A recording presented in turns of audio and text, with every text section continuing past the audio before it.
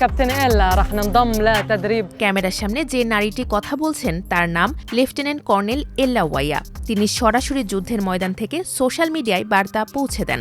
বর্তমানে ইসরায়েলি প্রতিরক্ষা বাহিনী বা আইডিএফের আরব বিশ্বের প্রধান মুখ।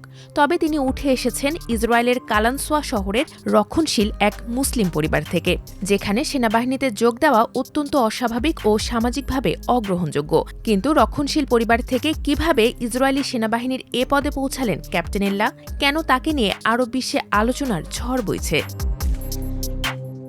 দীর্ঘ 2 দশক এই দায়িত্বে থাকা কর্নেল আভিচাই আদ্রাই অবসরে যাওয়ার পর 36 বছর বয়সী এল্লাকে এই পদে দায়িত্ব দেওয়া হয়েছে।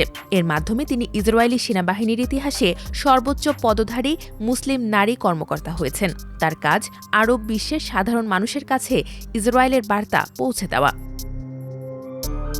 13 বছর আগে 24 বছর বয়সে তিনি যখন আইডিএফে যোগ দেন, তখন সেটি ছিল তার সম্প্রদায়ের জন্য এক বিস্ময়কর পদক্ষেপ। 2021 সালে তিনি প্রথম মুসলিম নারী হিসেবে মেজর পদে উত্তীর্ণ হন এবং আদ্রাইয়ের ডেপুটি হিসেবে কাজ শুরু করেন। তবে এল্লা নিজেকে একজন গর্বিত ইসরায়েলি হিসেবে পরিচয় দেন।